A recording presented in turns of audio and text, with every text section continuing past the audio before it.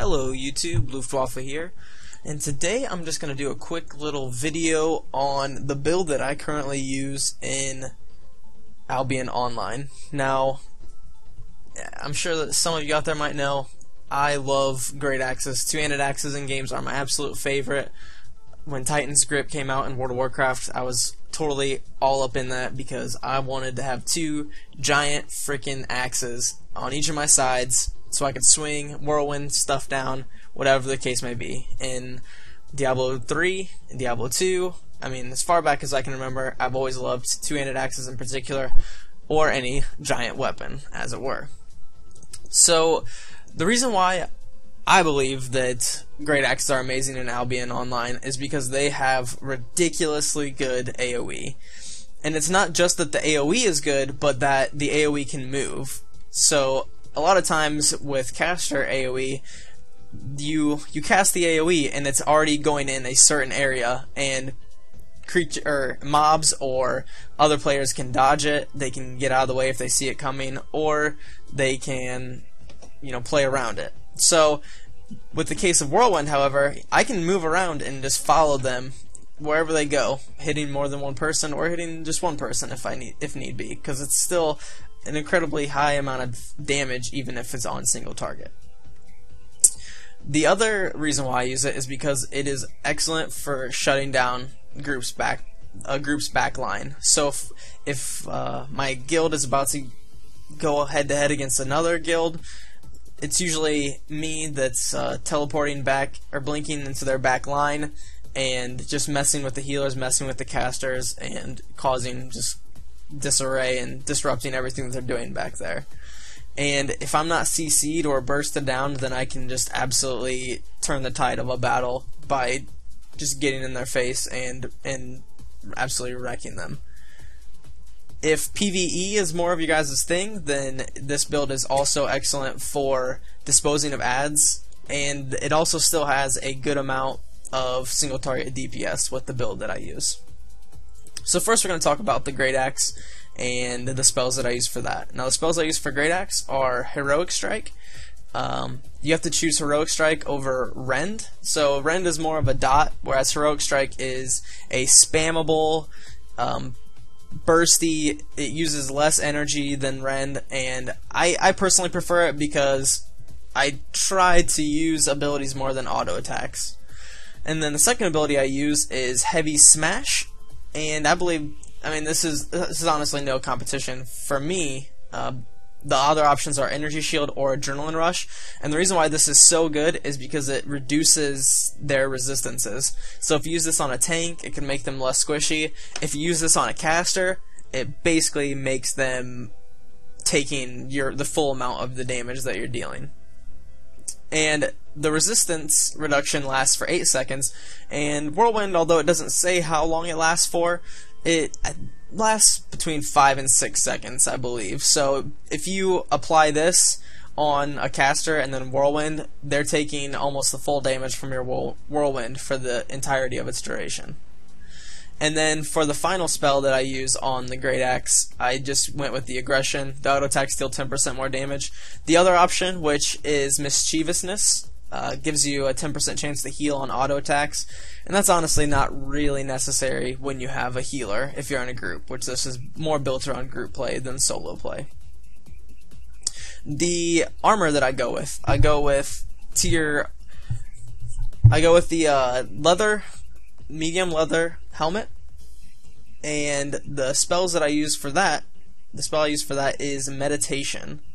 Now what Meditation does is it reduces the cooldown, or increases your cooldown reduction for 1 second. So basically it reduces the cooldowns on everything that you have. Let's see.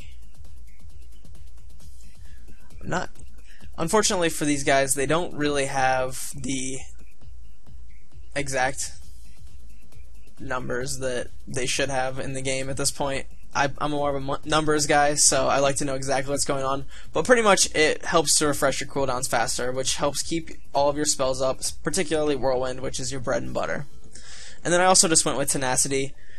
I chose Tenacity over the movement speed and, well, the Authority, which increases your CC, that you deal out, that doesn't really affect us at all. But the move speed, it's kind of iffy between those two, but honestly, you're going to want to negate the slows that they throw at you more than try to overpower them with your own movement speed.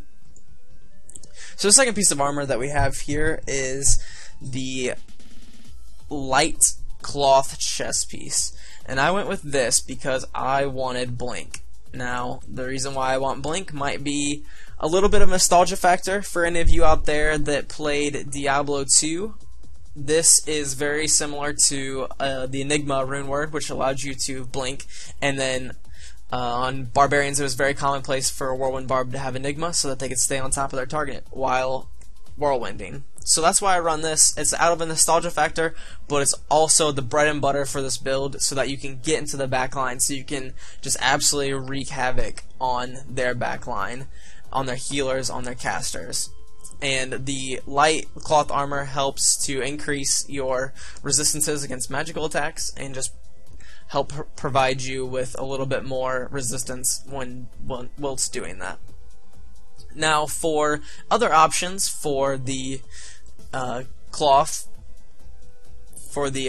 chest, the light cloth chest, we also have Mend Wounds, Ice Block, and Force Field. Now, Mend Wounds is something I would absolutely take if you are going out to do solo things with this build. If you're going to do a solo dungeon, if you're going out gathering or whatever it might be, you should definitely trade this. You should definitely reforge this chest for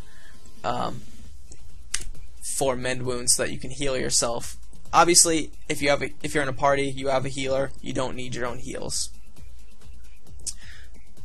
Also, the Ice Block and Force Field can have their good points that you might need them for if it works well in the party, if you're doing GVGs, or if you're dueling around town. Blink's not really going to help you very much in duels, not as much as Ice Block or the Force Field ability. So, and then with the chest, I also just went with the aggression for the increased damage by 10%. We're trying to do as much damage as we can with this build. Really just foregoing all defenses as possible. You have a healer. If you play this build correctly, getting into their back line and just having faith in your healers, then it won't be a problem for you at all. Last thing that we go with armor-wise is light cloth shoes as well. And for those, we will go with the refreshing sprint.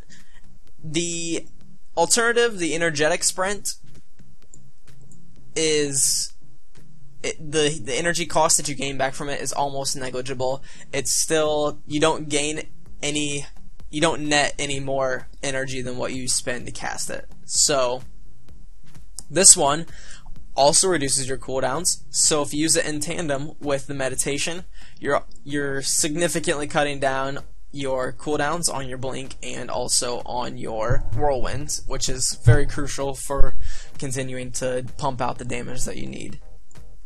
And we also just went with aggression on these boots as well. Once again, just the increased damage. That's really all we're going for here.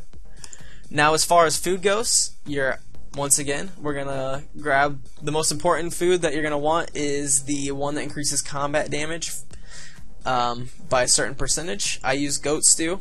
However, if I'm going out crafting gathering or doing solo play, I will grab a wheat soup or anything that increases your health regeneration outside of combat. So that also helps you to heal between pulls as much as possible when you don't have a healer in your group. Alright guys, for the second part of this video and lack of training dummies in this game, I'm going to be beating up on one of my friends in game just to show you guys how much damage this does. Now in the first clip, I'm trying to show you guys exactly how much damage this would do if you're left to your own devices to tear up the back line. And for the other clip, I'm just going to show you guys what a typical duel would look like between me and a caster. Granted, I don't have a healer. 1v1, the casters are probably going to do a little bit more damage to me in this build, especially when he uses Ice Block. But the point is that I can still do a lot of damage in a very short amount of time with this build, and it's all AoE. So Granted, this is a 1v1 match, but if I'm teleporting into a backline of a bunch of squishies and casters, it's going to be doing similar damage as this to the whole area around me. Just completely tearing up their backline, causing chaos, and that's really what it's all about. So thanks for watching, guys, and I hope to see you guys again real soon. Thanks.